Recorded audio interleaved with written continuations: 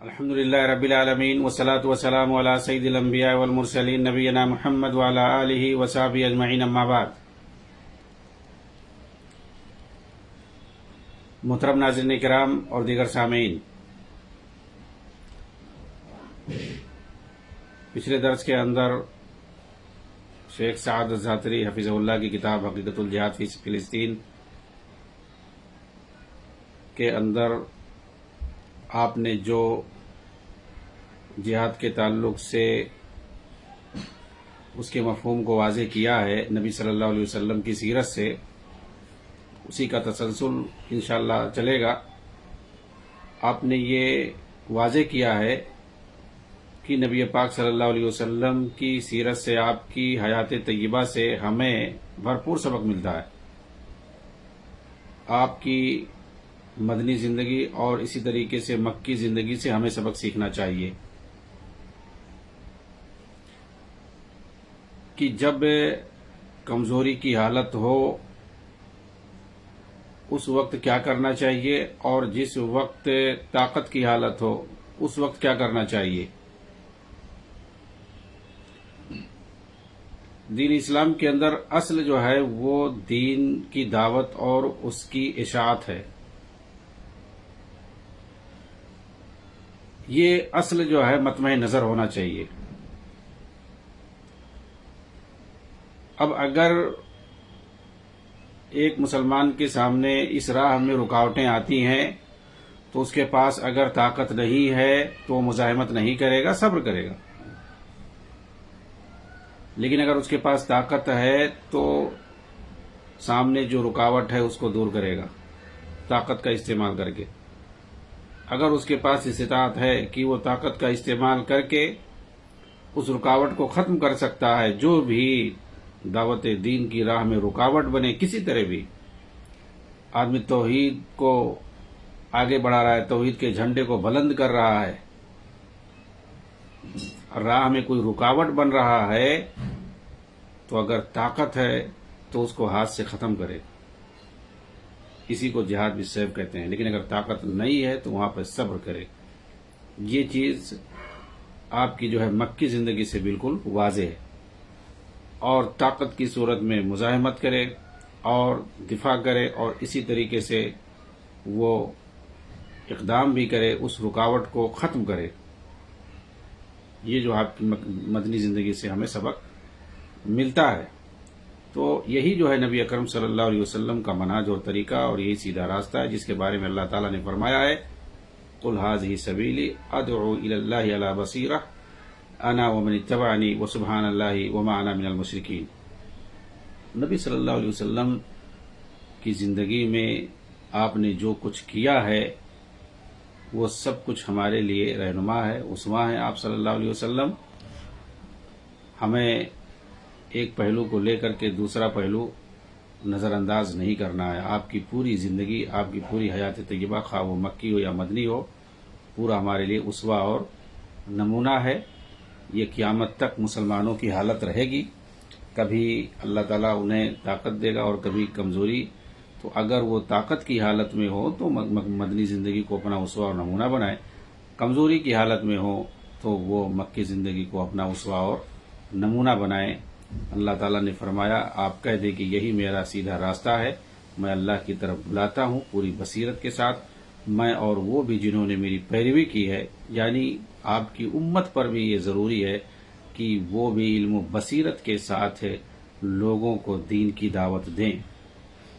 جن کے پاس علم و بصیرت نہیں ہے، یعنی علم دین کے اندر جن کے پاس گہرائی نہیں ہے، رسوخ نہیں حاصل ہے، وہ اس لائق نہیں ہیں کہ وہ لوگوں کو دین کی دعوت دیں، کیونکہ یہاں پر اللہ کی طرف سے جو حکم ہے علی بصیرہ ہے۔ بصیرت کسے کہتے ہیں؟ علم اور دانائی کو کہتے ہیں۔ تو علم و حکمت اور بصیرت جس کے اندر موجود ہو وہی لوگ جو ہے دین کی دعوت کا کام کر سکتے ہیں۔ اگر جن کے اندر علم و بصیرت نہیں پائی جاتی ہے وہ یہ کام نہیں کر سکتے ہیں۔ ایک منٹ۔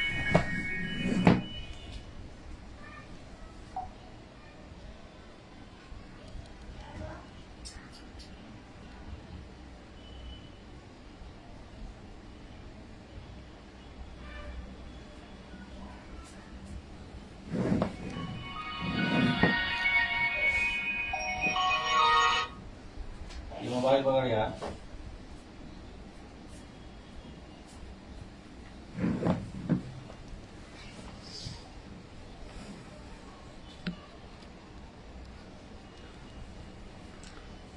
اور اس کی تائید وہ آیت بھی کرتی ہے جس کے اندر اللہ تعالیٰ نے فرمایا فلولا نفر من کل فرقۃ منهم طائفۃ لیتفقہوا فی الدین، کہ کیوں نہ مسلمانوں کے اندر ایسی ایک جماعت ہو جو جائیں اور دین کے اندر تفقہ حاصل کریں، دین کے اندر وہ بصیرت اور سمجھ حاصل کریں، اور پھر وہ واپس آ کر کے علم سیکھ کر کے بصیرت حاصل کر کے وہ آئیں اور اپنی قوم کو ڈرائیں، یعنی وہ اپنی قوم کو دعوت دیں، دین کی طرف بلائیں.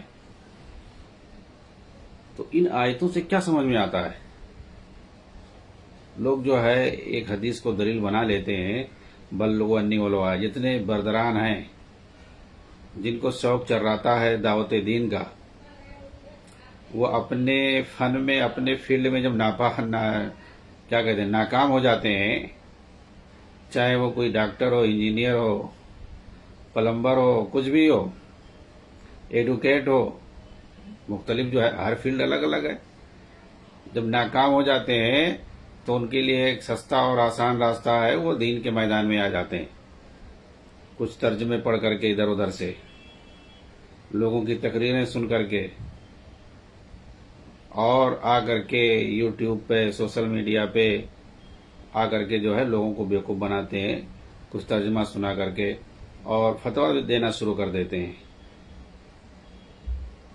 حالانکہ ان کو نہیں پتا کہ یہ بصیرت اور تفقہ جب تک حاصل نہ ہو، جب تک ان کو جو ہے دعوت دین کے اندر نہیں آنا چاہیے. جس آیت کا یہ لوگ سہارا لیتے ہیں اس کا صرف اور صرف مطلب یہ ہے کہ اگر دین کے بارے میں آپ کو کچھ معلوم ہے تو وہ لوگوں کو سکھانا چاہیے، بتانا چاہیے، ٹھیکیدار نہیں بننا چاہیے دائی بن کر کے. کیونکہ اس میں کیا ہوتا ہے، آدمی کوئی بھی مسئلہ آپ سے پوچھ سکتا ہے. تو دین کے بارے میں رہنمائی ان لوگوں سے لی جاتی ہے جو دین کے اندر مہارت رکھتے ہیں، تفقہ، جیسا کہ اللہ تعالیٰ نے فرمایا لیتفقہوا فی الدین. اور یہاں پر ہے کہ ادعو الی اللہ علی بصیرہ، علم و بصیرت اور حکمت و دانائی کے ساتھ.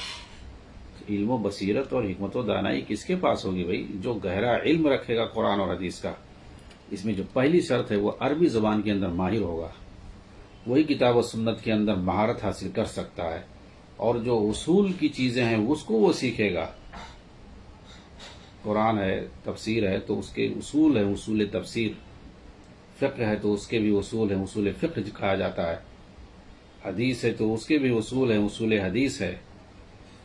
اسی طرح سے اصول عقیدہ ہے. ہر ایک کے اپنے اصول ہیں. کون جو ہے اصول کی بات نہیں سمجھتا ہے؟ علوم اصول عربیہ بھی ہیں، عربی زبان کے اصول ہیں، قواعد ہیں، نحو ہے، صرف ہے، بلاغہ ہے، بہت ساری چیزیں ہیں. کسی اصول کے بارے میں کچھ بھی پتہ نہیں اور جو ہے بن جاتے ہیں ٹھیکیدار. آؤ سب فتویٰ پوچھو اور لیکچر دینا شروع کر دیتے ہیں، کیونکہ آسان طریقہ ہے لوگوں کو ٹھگنے اور جو ہے بیوقوف بنانے کا.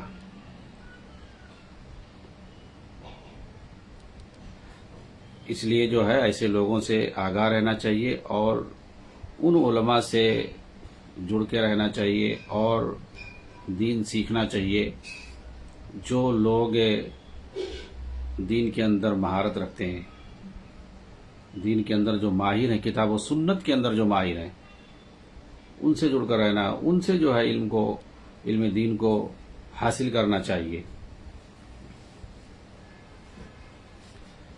اچھا، بہت سارے لوگ کہتے ہیں کہ فوراً جو ہے اعتراض کریں گے، سوال کریں گے کہ جو ہے کیا بریلوی ہیں اور دوسرے لوگ ہیں بدعتی لوگ، وہ جو ہے منع کرتے ہیں کہ دوسروں کی کتابیں مت پڑھو، دوسروں کو مت سنو، روکتے ہیں. کیوں کہ آدمی جو ہے دوسرے کی سن کے اس کی طرف نہ چلا جائے. دیکھیے ان کا اپنا خاص مقصد ہے. اور ایسے لوگ جو بدعتی ہیں یا اور جن کے پاس دین کا گہرا علم نہیں ہے، تو ان کو جو سننے سے منع کیا جاتا ہے اس کے پیچھے ایک ریزن ہے، ورنہ منع ونا نہیں ہے. دراصل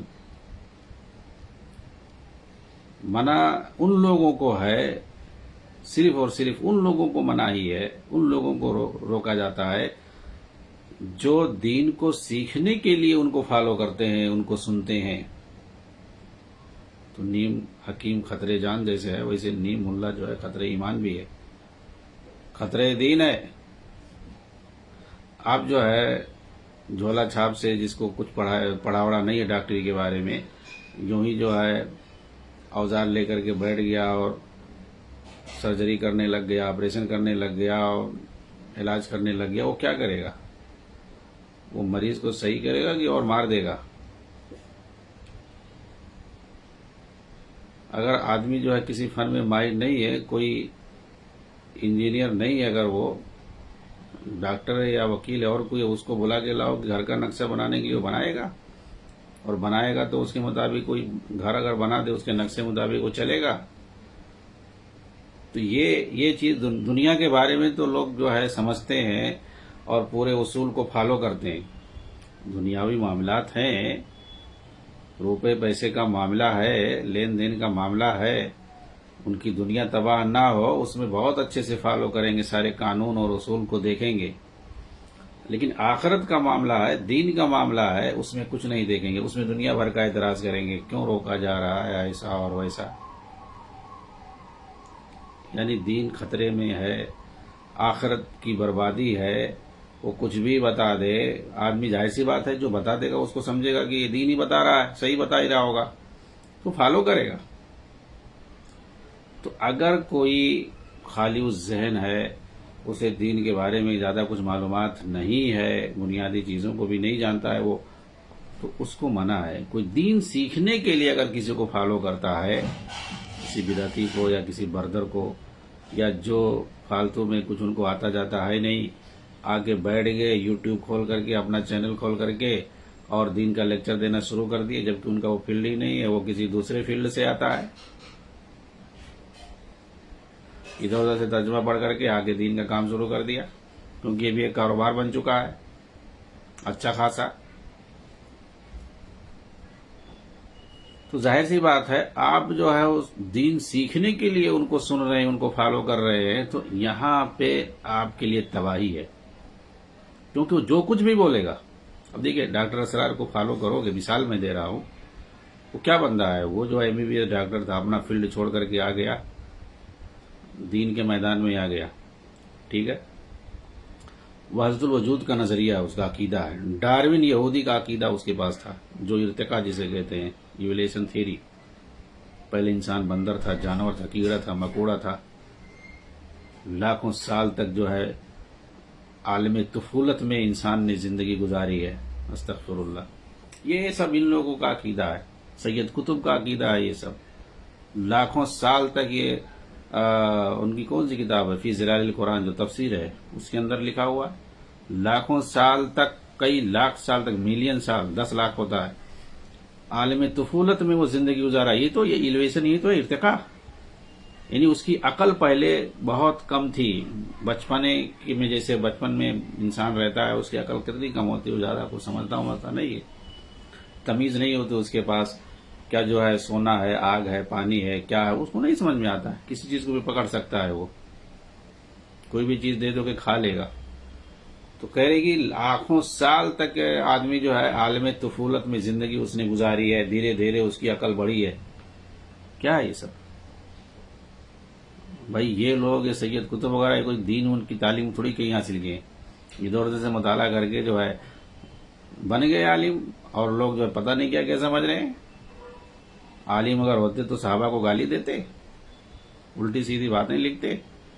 عالم ہوتے تو مارکسزم جو ہے، اشتراکی نظام جو کہ یہودیوں کا بنایا ہوا نظام ہے، اس کو کہتے کہ یہ اسلام کا چربہ ہے، مسیحیت اور اسلام کا چربہ ہے، مسیحیت اور مارکسزم کا چربہ اسلام ہے. اور کہتے کہ جو ہے ابو ذر غفاری رضی اللہ عنہ کے بارے میں کہ انہوں نے مارکسزم کا علم بلند کیا تھا، اور اس وقت اور صحابہ پر الزام لگاتے کہ اس وقت جو ہے بہت سارے لوگ عیش پرستی میں مبتلا تھے. صحابہ کو عیش پرست کہنا. اور ایک صحابی ابو ذر غفاری ایک بندہ اٹھا اور وہ جو ہے اشتراکیت کا نظام کے علم لے کر کے اٹھا تاکہ جو ہے بھائی دولت میں سب کا حق ہے, سب کو تقسیم کرو, ایسا اور ویسا. حکومت کو اختیار ہے کہ وہ سارے لوگوں کی مالداروں کی ملکیت کو چھین کر کے سب کے اندر مساویانہ طور پر تقسیم کر دے. جی ہاں, یہ ساری باتیں یہودیوں کی باتیں, کمیونسٹوں کی باتیں, سارے نظریہ انہوں نے اپنی کتابوں میں پیش کی. آج بھی ان کی کتاب موجود ہے مارکیٹ میں, اردو میں اس کا ترجمہ ہو چکا ہے. معرکۃ الاسلام اور راسمالیہ, العدالہ الاسلامیہ فی الاسلام, فی ظلال القرآن, فی معالم الطریق, لماذا عدمونی, یہ ساری خطرناک کتابیں ان کی ہیں. 4-6 کا میں نے نام لیا ہے. ان کے زمانے میں علامہ احمد محمود شاکر رحمہ اللہ جو بہت بڑے محدث تھے, ادیب تھے, مصری کے, انہی کے پاس رہتے تھے. وہ جو ہے ان کی باتوں کا جواب دیتے تھے. وہ جو الٹی سیدھی باتیں دین کے بارے میں لکھتے تھے, کبھی جو ہے دین اسلام کو الٹا پلٹا بولتے تھے, کبھی انبیاء کی شان میں گستاخی کرتے تھے, کبھی جو ہے صحابہ کو بدنام کرتے تھے, تان و تسنی کرتے تھے کہ ایسے تان و تسنی اور ایسا برا بھلا کہتے تھے کہ جو ہے شیعہ بھی جو ہے شرما جائیں دیکھ کر کے. جی ہاں, اور ایسے بندے کو آپ دیکھ رہے ہیں کتنے لوگ جو ہے شہید اور کیا کیا کتاب دیتے ہیں, برسی مناتے ہیں. دیکھو کیسا روتے ہیں بیوہ عورتوں کی طرح سے, اس کے لیے کیسی کیسی دعائیں کرتے ہیں. تو سارے لوگ, ان کی پوری تنظیم, ان کی پوری جماعت ہی ویسے رہتی ہے, بردروں پر مشتمل رہتی ہے. ظاہر سی بات ہے ان کو سب سے بڑا اسکالر اور سب سے بڑا عالم مانتے ہیں. کہہ رہا ہوں کہ ان کے یہاں یہ ساری چیزیں ہیں. لاکھوں سال تک عالم طفولت میں تھا, کہاں لکھا ہے بھائی؟ حضرت آدم علیہ السلام پہلے انسان ہیں, کیا وہ عالم طفولت میں لاکھوں سال تک تھے؟ یہ جو ہے انہی لوگوں کا عقیدہ ہے. تو کہاں سے یہ لوگ جب آئے, جنہوں نے دین نہیں سیکھا, اصول کی باتیں نہیں سیکھی, تو ایسی الٹی سیدھی بات کہے گا تو آپ اس کو فالو کرو گے. تو ظاہر سی بات ہے یہ ساری چیزیں سیکھو گے, کہوگے یہ تو اپنا آدمی کا ذاتی میٹر ہے. آدمی کچھ بھی عقیدہ رکھے, صحابہ کو گالی دے, اس کا اپنا میٹر ہے. جی ہاں, انبیاء کی شان میں گستاخی کرے, اس کا اپنا میٹر ہے. کچھ بھی کہے, اس کا اپنا میٹر ہے. تو ظاہر سی بات ہے جس کو آپ فالو کرو گے, جس کو سنو گے, جس کو دیکھو گے, پڑھو گے, تو اگر اس کو جو ہے اپنا مرشد مان کر کے, اپنا استاد مان کر کے اگر دیکھو گے اور دین سیکھو گے, تو جو بچائے گا وہ بتائے گا اس کو دین ہی سمجھ کے لوگے نا, تو سب صحیح سمجھو گے. اسی لیے اگر سیکھنا ہے کسی کو تو اس کو منع کیا جاتا ہے. بھائی سیکھنا ہے آپ کو تو آپ جو ہے اچھے علماء سے, جو ماہر ہیں کتاب و سنت کے, ان سے آپ سیکھیے دین.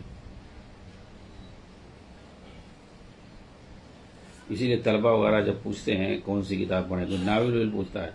ارے ناول میں 90%, 95% باتیں جھوٹی ہوتی ہیں. کچھ ابواب بیچ بیچ میں لا کر کے حقیقت بیانی سے کام لیتے ہیں. کچھ ناول کی کتابیں جو ہوتی ہیں ٹوٹلی جو ہے فکشنل ہوتی ہیں, یعنی ٹوٹل جو ہے توہمات اور خیالات پر مبنی ہوتی ہیں. وہ خود کریٹ کرتے ہیں کردار اور تاریخ اور جگہ, ساری چیزیں خود ہی وہ انسان کریٹ کرتا ہے اور بناتا ہے. تو وہ تو ٹوٹلی رانگ ہوتا ہے, بے بنیاد ہوتا ہے. اور کچھ تاریخی ناولیں ہوتی ہیں تو اس میں کچھ 10-5% باتیں صحیح ہوتی ہیں, باقی 90% باتیں جھوٹ ہوتی ہیں. بڑا چڑھا کے پیش کیا جاتا ہے. آپ ریئل میں تاریخ جانو گے کسی شخصیت کی مثال کے طور پر, تو آپ کو 10-5 صفحے میں ملے گی, اس سے زیادہ نہیں. مثال کے طور پر میں بتاتا ہوں خالد بن ولید رضی اللہ عنہ کے بارے میں. آپ ریئل میں جاؤ گے, آپ کی تاریخ پڑھو گے تو کتنا 10-20 صفحہ بہت ہو گیا. لیکن اگر کوئی ان پر ناول لکھتا ہے اور 2 جلد میں لکھتا ہے, یعنی 250-250 صفحہ 500 صفحے میں لکھتا ہے, تو کیا لکھے گا وہ؟ 500 صفحے میں کوئی ناول اگر آپ کو دیتا ہے حضرت خالد بن ولید کے بارے میں, تو کیا لکھے گا؟ تو ظاہر سی بات ہے جھوٹی باتیں ہوں گی, سب خیالی باتیں ہوں گی, بڑھا چڑھا کے پیش کیا گیا ہوگا. تو ان کو کیا بتایا جاتا ہے کہ بھائی ایسا ہے, تم کو پڑھنا ہے پڑھو, ناول پڑھو, کوئی منع نہیں ہے زبان اپنی صحیح کرنے کے لیے. لیکن اس سے پہلے ضروری ہے کہ جو حقیقی تاریخ ہے حضرت خالد کی, اس کو پڑھو. ان کے بارے میں تو ایک قصہ بہت مشہور ہے، اسی کو ہر ناول میں آپ کو مل جائے گی وہ باتیں، وہ واقعہ ہر ناول کی کتاب میں مل جائے، مالک بن نویرہ کا جو قتل ہوا تھا، جی ہاں، اس کی بیوی کو میٹر بنا کر کے 50-100 صفحہ میں تو یہی واقعہ جو ہے بڑھا چڑھا کر کے پیش کرتے ہیں، جھوٹا واقعہ، اس سے کیا ایک صحابی کی کردار کشی ہوتی ہے اس واقعے سے، جی ہاں۔ اور روافض اور شیعہ جو ہیں حضرت خالد کو اسی واقعے کو لے کے بدنام کرتے ہیں، ہر ناول میں ملے گا۔ تو اگر آپ صحیح تاریخ نہیں پڑھو گے اور اس واقعے کو جب پڑھو گے تو وہاں آپ کو صحیح بات بتائی جائے گی کہ کیا میٹر ہے حقیقت میں۔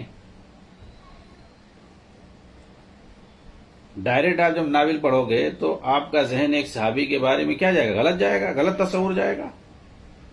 اور ایک صحابی کے بارے میں اللہ کے رسول نے ویسے نہیں سیف بن سیف اللہ کہا تھا، سیف اللہ کا خطاب ویسے دیا تھا کیا؟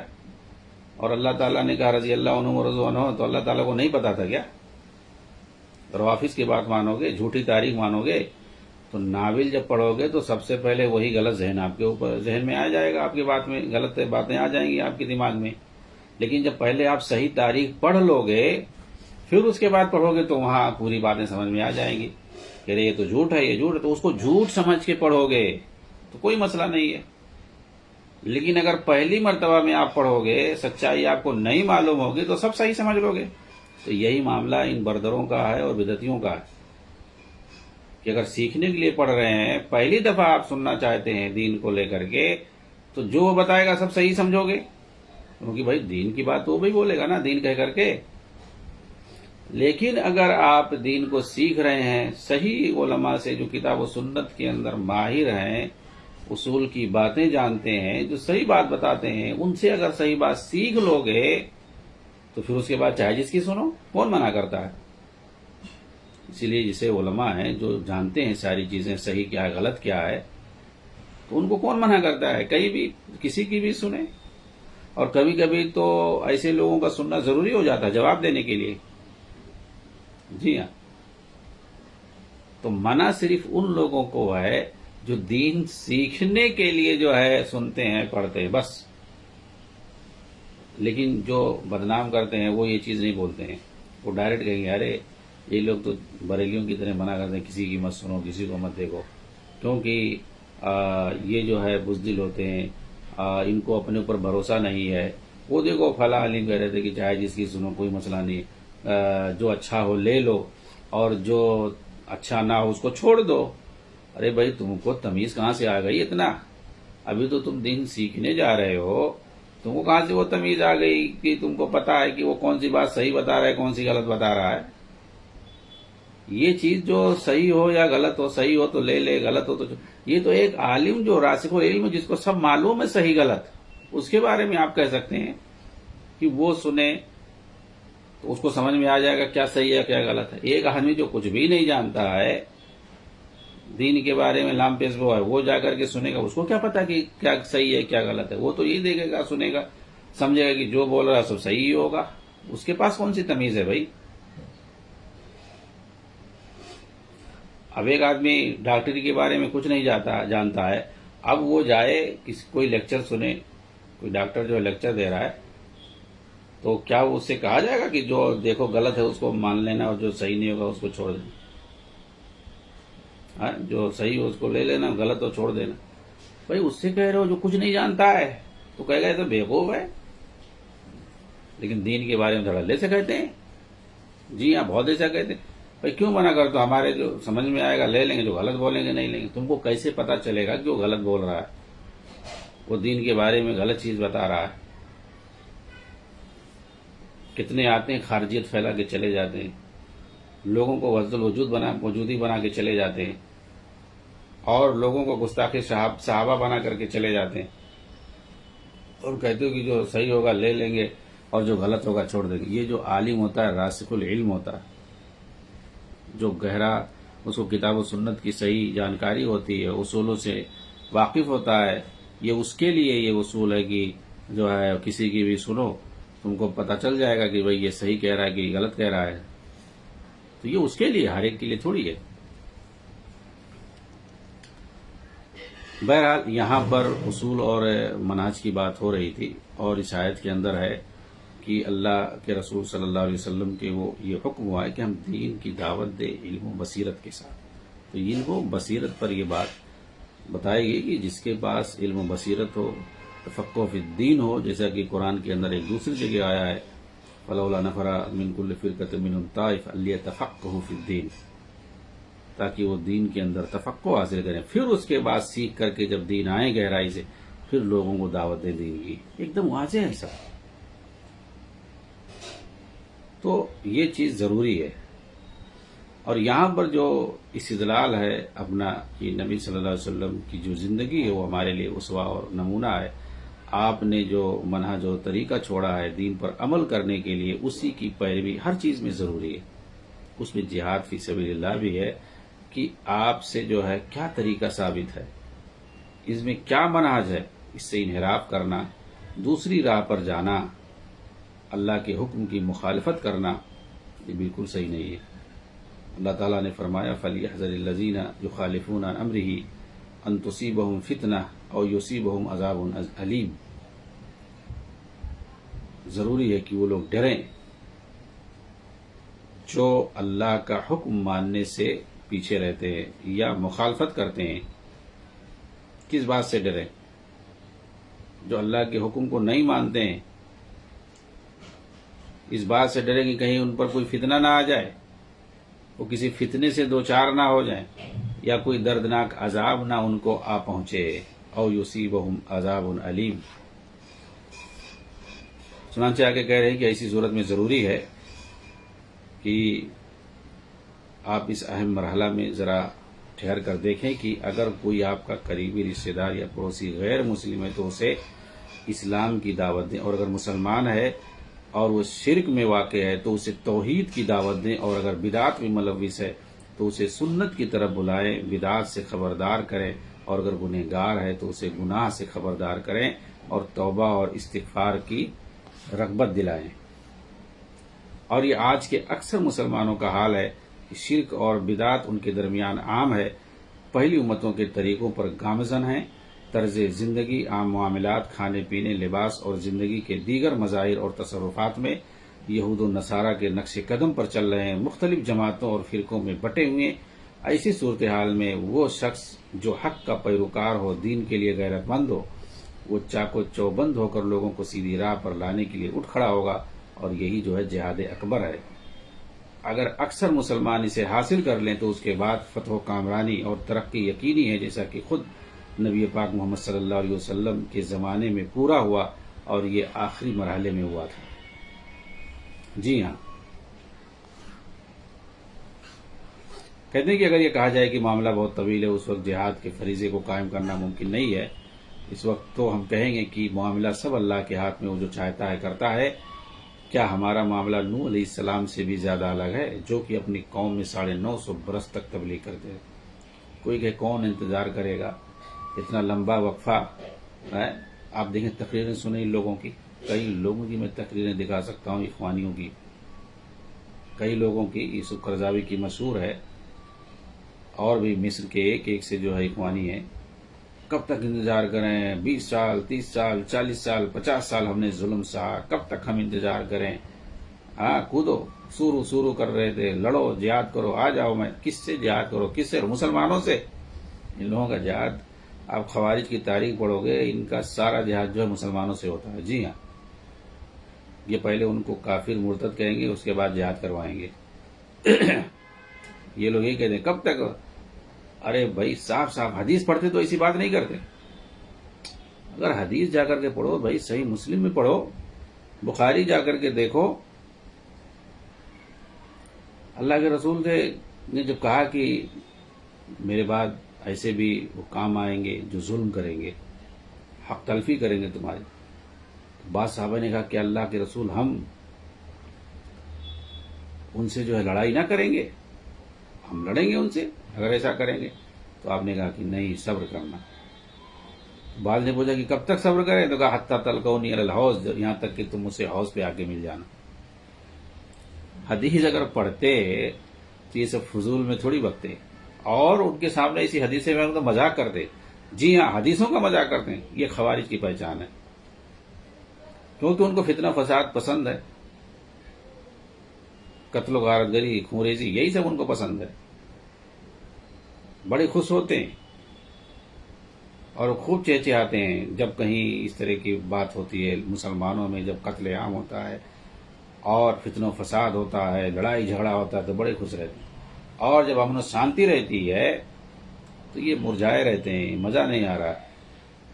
آپ دیکھیں جس ملک کے اندر فتنہ فساد ہوگا، قتل و خونریزی ہوگی، اس ملک کے لیے یہ لوگ تو اصل ہے، یہی تو اصل ہے، یہی لوگ تو جہاد کر رہے ہیں، یہی لوگ ایسا کر رہے ہیں، جبکہ وہ تباہ ہو رہا ہے ملک۔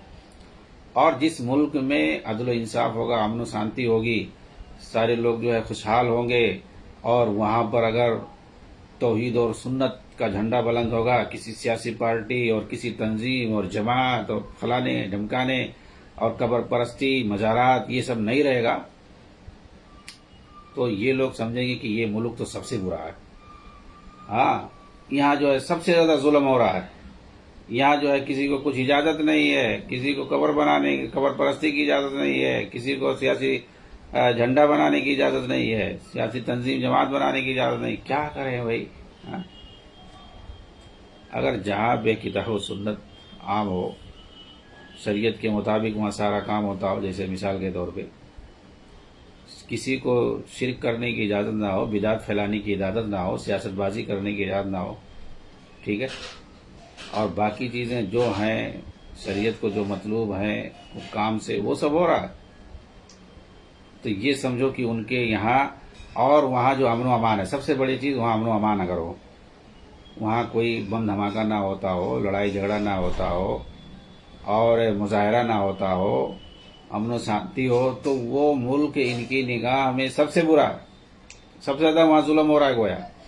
جی ہاں، سب سے زیادہ اس ملک کو اعلان تان کریں گے۔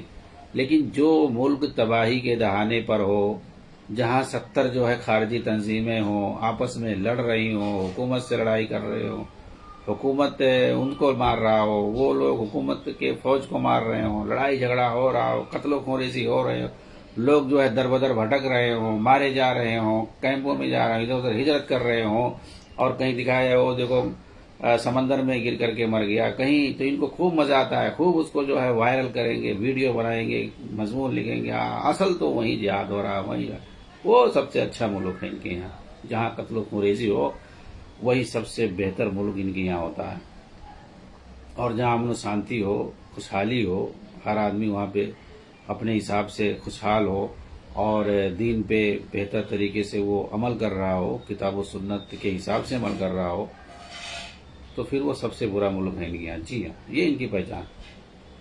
تو یہ لوگ کہتے ہیں کب تک صبر کرے، 10 سال 20 سال 50 سال، اب بہت صبر کیا، اب نہیں ہو پائے گا، نکلو سب لوگ، لڑائی کرو، مارو۔ یوسف قرضاوی بولتے کہ مارو اس کو، اس کا جو ہے ذمہ داری میں لوں گا، قیامت کے دن اس کا خون ہمارے سر پہ آئے گا، تم مارو۔ ایسا آدمی بولا۔ ان کے یہاں کیا ہے، ان کو صبر نہیں۔ اللہ کے رسول کہہ رہے ہیں کہ قیامت تک صبر کرو، اگر کوئی ظلم بھی کرے تو بھی صبر کا حکم ہے۔ اللہ کے رسول نے کیوں منع کر دیا بھائی؟ مکہ میں جب کچھ لوگ آخری وقت میں، جب کافروں کا حضرت خدیجہ کا انتقال ہو گیا، ابو طالب کا بھی انتقال ہو گیا، جو آپ کا سہارا تھے، اس وقت مکہ والوں، یہ 10 ہجری کی بات، 10 نبوی کی بات ہے، مکہ میں یعنی ہجرت سے 2-3 سال پہلے، اس وقت بہت زیادہ ان کی جو ہے سختیاں ہو گئی تھیں، مسلمانوں کو پریشان کر رہے تھے، تکلیفیں دے رہے تھے۔ لوگوں نے آ کے شکایت کیا، کہا بہت ہو گیا، کچھ آپ کیجئے، نہیں برداشت ہو پائے، تو اللہ رسول نے پھر بھی ان کو کہا صبر کرو، صبر کرو، اللہ کا جو معاملہ ہے وہ پورا کر کے رہے گا۔ تو آپ نے کیوں صبر کرنے کے لیے کہا بھائی؟ اور مدینہ کے اندر آپ نے یہ جو پیشین گوئی کی بعض لوگ ظالم و بران بھی آئیں گے، تو انہوں نے کہا کہ اگر ہم پا جائیں ایسے لوگوں تو کیا کریں، ان سے لڑائی کریں، افلا ننازعہم؟ تو ہم نے کہا نہیں، صبر کرو۔ کہا کب تک صبر کریں؟ کہا حتی تلقون الحوض، جب تک کہ ہمیں حوض پہ، یعنی قیامت تک۔ صاف صاف حدیث ہے۔ اور یہ کہہ رہے حدیث سے اگر آدمی پڑھے گا تو اسی بات بولے گا، خارجیت والی بات، فضول والی بات، کہ ہم جو ہے، اور کئی لوگوں کی زبانی یہ بات آپ کو مل جائے گی کہ جو ہے کب تک صبر کریں، 20 سال 30 سال 40 سال بہت ظلم ہو گیا، اب نہیں صبر ہوگا، نہیں صبر ہوگا تو اس سے بڑا جو ہے یہ لوگ جو ہے فتنہ پھیلاتے ہیں۔ ارے بھائی وہ کچھ بھی ظالم حاکم ہو، مثال کے طور پر معمر قذافی لیبیا والا کتنا ظالم تھا، جو بھی ظالم تھا وہ اپنے ملک کو خوشحال رکھا تھا کم سے کم، کسی کو دین پر پابندی نہیں لگاتا تھا کہ نا۔ وہاں لیبیا کے اندر جو بڑی بڑی یونیورسٹیاں تھیں، پوری دنیا سے بچے جو ہے وہاں فری میں تعلیم حاصل کرنے کے لیے جاتے تھے، بہت ساری جو ہے وہاں خوشحالی تھی۔ اور یورپ امریکہ کو وہ اپنا پٹرول تیل بیچتا تھا تو سونا لیتا تھا، ڈالر پیسہ نہیں لیتا، سونا لیتا تھا ڈائریکٹ۔ لیکن جو ہے ان کے یہاں بہت بڑا ظالم تھا، ایسا تھا ویسا تھا۔ ارے ٹھیک ہے وہ ڈکٹیٹر تھا، ساری چیزیں، تو تم نے اس کو ہٹا کر کے کیا فائدہ پہنچایا؟ صرف وہی ایک ملک کا معاملہ تھوڑی ہے، بہت سارے ملک کو انہوں نے تباہ کیا۔ اس کو ہٹا کے آج 2011 کی بات ہے، آج کتنے سال ہو گئے؟ 15 سال ہو گئے، 14-15 سال ہو گئے، وہاں پہ سینکڑوں جو ہے داعشی دہشت گرد تنظیمیں پائی جاتی ہیں، اور کئی علاقے الگ الگ لوگوں کی حکومتیں، طرابلس پہ کسی کی حکومت ہے، اخوانیوں کی حکومت ہے، اور جو ہے دوسرے علاقوں میں آدھے سے زیادہ علاقوں میں وہ ہفتر کون ہے، قاسم ہفتر، اس کی حکومت ہے جی، اور دونوں جگہ ہر جگہ وہ جمہوریت کے مطابق حکومت کرتے ہیں۔ الگ الگ سسٹم ہے سب جگہ، بعض علاقوں میں داعش پڑے ہوئے ہیں، کچھ علاقوں میں کچھ، مطلب پورا ملک تباہی کے دہانے پر ہے۔ جی ہاں، کیا حاصل کر لیا تم لوگوں نے اس ملک کو تباہ کر کے؟ اور اس کو، اور تم اگر وہ بہت خراب تھا تو مسلمانوں کی جو ہے فکر کرنے کون آئے گا؟ صلیبی ناٹو، یورپ اور امریکہ والے، انہوں نے جو مسلمانوں کے خلاف فوج بنا رکھی ہے، وہ جو ہے مسلمانوں کی مدد کریں گے؟ تم ٹھیک ہے، تم اسلامی اسٹیٹ قائم کرنے والے تھے، خلافت قائم کرنے والے تھے وہاں، تو یہ امریکہ جو ہے اپنے صلیبی ناٹو فوج کے ذریعے سے وہ تم کو خلافت قائم کروائے گا؟ تمہاری مدد وہاں کیوں کر رہا تھا؟ اوپر سے فضائی حملہ کیوں کر رہا تھا؟ اور تم لوگوں کو زمین پہ وہ جو ہے تحفظ کیوں دے رہا تھا کہ مارو اسے اور اس کو تباہ کرو؟ امریکہ خلافت قائم کروا رہا تھا ان لوگوں کو، لیبیا میں، ٹیونس میں، یمن میں، سیریا میں، ہر جگہ جو ہے خلافت ان کو قائم کروا رہا تھا، پورا ملک تباہ کروانے۔ تو یہ سب جو ہے انہی کے، اور بعد میں یوسف قرضاوی نے پورا شکریہ ادا کیا، نشکر امریکہ، نشکر ناٹو، نشکر قطر، ان سب نے جو ہے لیبیا کو تباہ کرنے میں، قطر ہے، امریکہ ہے، ناٹو ہے، ترکی ہے، سب نے جو ہے اس کو تباہ کیا، اور ان لوگوں کا استعمال کر کے۔ تو یہ جب تک جہاں قتل و خونریزی ہوتے تو ان کو بڑا مزہ آتا ہے۔ نبی صلی اللہ علیہ وسلم کی زندگی سے ہمیں سب کچھ سیکھنے کو ملتا ہے، اس لیے ضروری ہے کہ ہر مسئلے میں، اور خاص طور سے چونکہ خون کا تعلق ہے، مسلمان کے جو ہے خون اور جان کا مسئلہ ہے، جسے ہم جہاد کہتے ہیں، تو اس تعلق سے تو مزید ہمیں نبی صلی اللہ علیہ وسلم کی سیرت سے، آپ کی حدیثوں میں کیا حکم ہے، قرآن کے اندر کیا حکم ہے، اس کو سمجھیں اور جانیں، اس کے کیا شرائط ہیں، اور اس کے کیا جو ہے احکامات ہیں، حدیث کی کتابوں میں بھرے پڑے ہیں، تو اسے ہمیں پڑھنے کی اور سمجھنے کی ضرورت ہے۔ انشاءاللہ اس کتاب کے حوالے سے مزید باتیں آگے آتے رہیں گی۔ والسلام علیکم ورحمۃ اللہ وبرکاتہ۔